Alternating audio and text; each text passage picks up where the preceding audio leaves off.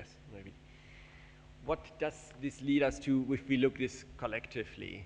We see that there is the current range of proposals, the low case and the high case, is still getting us roughly halfway of where we need to be between our business as usual and our abatement pathway. So there is definitely a need for additional efforts. We are not getting there where we want to be and where leaders of the G8 and the MEF countries have said they want to be. And let's have a look at the impact of the economic crisis and to see more exactly what this impact is going to have on overall emissions.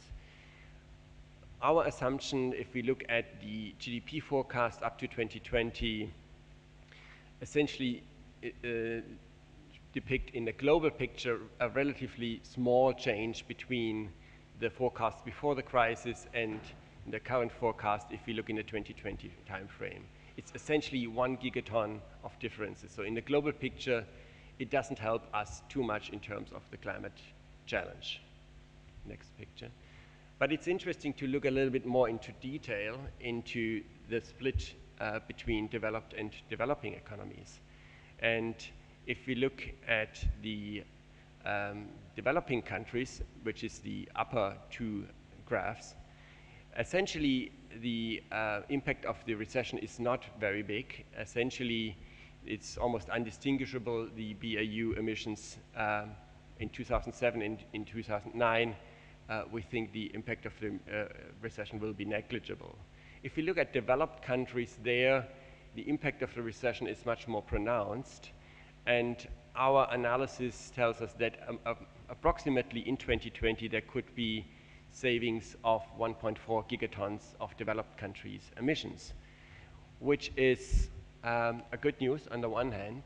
On the other hand, essentially in the way how the negotiations are being led here, it is only helping developed countries to meet their targets in an easier way and to lessen the requirements for offsetting.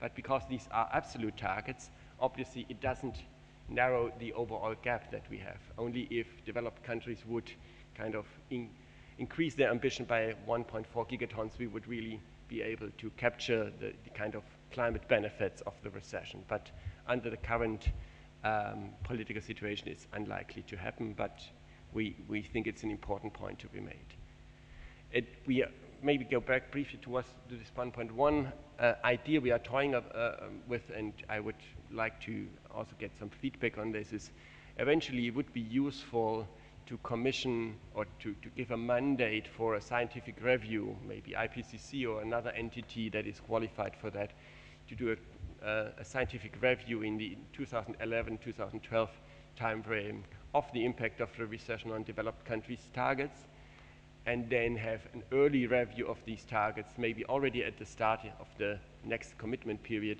and see if countries could eventually ratchet up their ambition in the light of these targets being easier to achieve. But it's just one of the possibilities we are toying around. Yeah, next picture. And that's in fact the final picture. It's the picture of the beginning, the different pathways, the 550 ppm pathway, the 450 and the 400 ppm pathway.